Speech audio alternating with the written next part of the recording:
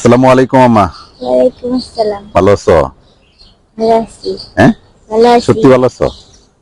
না না, খারাপ কে? না, আমি তোমাকে বলতেছি আমার একটা আজকে শুক্রবার, শুক্রবার না, কালকে সব আত্মীয় স্বজন একসাথে হয়, সব সময় দেখা হয় সবার সাথে মিলে, পরিবারের সবাই খোঁজখবর নেই। হ্যাঁ, আমরাও কিন্তু খোঁজখবর নেই, কিন্তু আমি সবার ছোট তো আমাকে সবাই বেশি খোঁজখবর নেই। সবাই আমার ভালোবাসে, সবাই মনে করো যে 8 জন 10 জন আমাকে মানে খোঁজখবর নেই। এখন কথা হচ্ছে এটা হুজুরে বলছে, হুজুরে আর কি, হুজুর বলছে হাদিসে আছে পরিষ্কার যে আপনি আত্মীয় সম্পর্ক যে ছিন্ন করবে সে কোনোদিন জান্নাতে যাবে না। হ্যাঁ, আত্মীয় কারে ছিন্ন করবো কেমনে? ছিন্ন করার সুযোগ কি? আত্মীয় সম্পর্কে কি কখনো ছিন্ন করা যায়?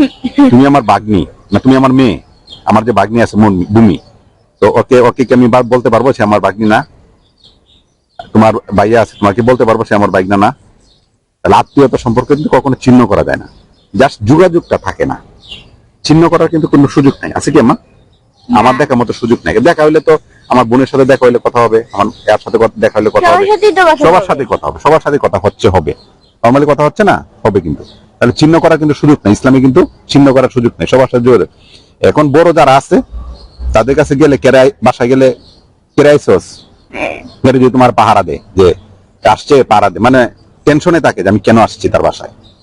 হ্যাঁ, কেন আসছি, কি অপরাধ, মানে অথবা কি নিতে আসছি, অথবা কি দিতে আসছি, অথবা কি সর্বনাশ করতে আসছি। এই যদি পাহারাতে থাকে, সবাই যদি পাহারায় থাকে, মামা যদি পাহারায় থাকে, ভাইয়েরা যদি পাহারায় থাকে, তাহলে কি আত্মীয় বাসা যাওয়া যায়? যাওয়া যায় না। ফোনে কথা বললে যদি সে জিজ্ঞেস করে কেন ফোন দিছ, হ্যাঁ এনাম বলো কেন ফোন দিছো, মামারে বললে কেন ফোন দিছো, বাসা গেলে পাহারা দিবে, ফোন দিলে জিজ্ঞেস করবে যে হ্যাঁ কেন ফোন দিছো, কেন ফোন দিছো, ভাবি ফোন কেন আসছো, তুমি তোমার গিয়া দেখা করবা কেমনে, ফোন করবা কেমনে? কিন্তু তার মানে তো এটা না যে আত্মীয় সম্পর্ক চিহ্ন হয়ে গেছে। বিষয়টা কিরকম? আত্মীয় সম্পর্ক কিন্তু চিহ্ন হয় না, সম্পর্ক তো আছে, দেখা হইলে কথা হবে, অথবা জানা যায়, অথবা কারো বিয়াতে কেউ মারা গেলে দেখা হইলে দেখা হবে, কথা হবে। যেহেতু খাওয়া দাওয়ার ব্যাপার থাকে না। আর বাস্তাবাসী যারা আছে ওরা বাস্তা চাচা মামা খালা যারা আছে, যদি তুমি তাদেরকে বেশি করে গিফট না দাও, টাকা পয়সা না দাও, ঈদ গোনা যদি 2000 5000 করে না পাঠাও, শাড়ি গয়না না দাও, আবার কাচ্চি বিরিয়ানি যদি না খাওয়াও, হ্যাঁ, যদি এই জিনিসটা না করো, তাকে যদি গিফট না দাও, তাহলে কিন্তু তারা তোমার সাথে যোগাযোগ করবে না।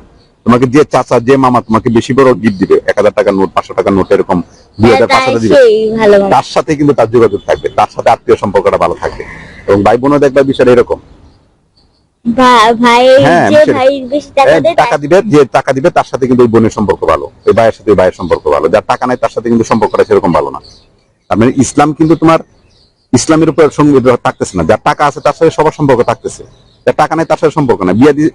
বিয়ার দাওয়াত দিছে তোমাকে এর আত্মীয়, তুমি যদি বড় গিফটে দাও, 10,000 টাকা দাও, 20,000 টাকা দাও, 50,000 টাকা দাও, হ্যাঁ, তাহলে তোমাকে এই বাড়ির মানুষ একবারে ধরে নাচবে। কিন্তু তুমি যদি মানে গিফটের সময় তুমি 2000 টাকা দাও, হ্যাঁ, মানে না, চলছে না, হচ্ছে না। কিন্তু হচ্ছে কি বিষয়টা, তাহলে আত্মীয় সম্পর্ক চিহ্ন হচ্ছে না।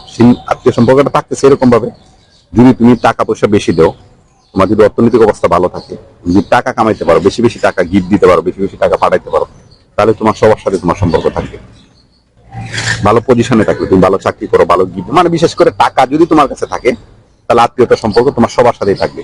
এমনকি অনেক জায়গা আছে তোমার বন্ধু হয়ে যাবে, তোমার খালাতো ভাই হয়ে যাবে, চাচা হয়ে যাবে, মামা হয়ে যাবে, কোনো সমস্যা নেই, সবাই তোমার আত্মীয়, এলাকা যায় বা পুরো উপজেলায় তোমার আত্মীয়। ঠিক আছে, যদি টাকা না থাকে তোমার বাড়ির কাছে, মানে তোমার চাচাই তোমার আত্মীয় না। কথা বুঝতে পারছো? তার মানে কি, আত্মীয়তার সম্পর্ক কখনো চিহ্ন হয় না, চিহ্ন থাকে যে টাকা থাকলে আত্মীয় সম্পর্কটা ভালো থাকে, টাকা না থাকলে আত্মীয় সম্পর্ক থাকে না, এইটাই, আর কিচ্ছু না। আর আমি আত্মীয় সম্পর্ক সবার সাথে গেলে জিজ্ঞাসা করে এটাই, এত ভাইবা ছোটবেলা থেকে এত ভাইবা দিতে দিতে দিতে দিতে আমি যে অফিস ভাইবা নেই, একদিনে আমি 200 জনের ভাইবা নিতে পারি, কারণ সকালবেলা ছোটবেলা থেকে এত ভাইবা দিচ্ছি, কেন কেন কেন কেন, এখন ভাইবা নিতে আমার কোনো অসুবিধা হয় না। আর এখন আর ফ্যামিলি মানুষের কাছে ভাইবা দিতে ইচ্ছা করে না, এমন আত্মীয় স্বজনের কাছে ইচ্ছা করে না, কারণ গিফট না দিলে তো তোমার সম্পর্ক নাই। যদি বড় বড় গিফট দাও, সবাই তোমাকে খুঁজবে, নাহলে তোমাকে কেউ ভালো খুঁজবে না। তুমি একটা আব্দুল্লাহ, মানে ওটার বাল আব্দুল্লাহ, কিতা মাইরে তোমার সাঙ্গ তুললে তোমার কেউ খবর থাকতো না। ঠিক আছে আম্মা, তাহলে ভালো থাকবা, থাকবা, টাকা কামাইতে হবে, সম্মান ভালোবাসা সম্মান সবকিছু, তোমার দাদা বাড়ি চাচা বাড়ি ফুফু বাড়ি মামার বাড়ি সবাই তোমাকে চিনবে, নাহলে তোমাকে কেউ চিনবে না। তোমার এটা স্পেশাল, সন্তান বাবাকে ভালোবাসবে, তুমি আমার সন্তান, তুমি আমার মেয়ে, তুমি আমাকে ভালোবাসবে, এটা স্বাভাবিক। কিন্তু আত্মীয় কিন্তু তুই সন্তান কিন্তু আত্মীয় না। কথা বুঝতে পারছো? তুই ভুল জায়গায় ভুল কোশ্চেন করছো। সন্তান কখনো আত্মীয় হয় না। ঠিক আছে মা, ভালো থাকবো। আসসালামু আলাইকুম। ওয়ালাইকুম আসসালাম। আসসালামু আলাইকুম।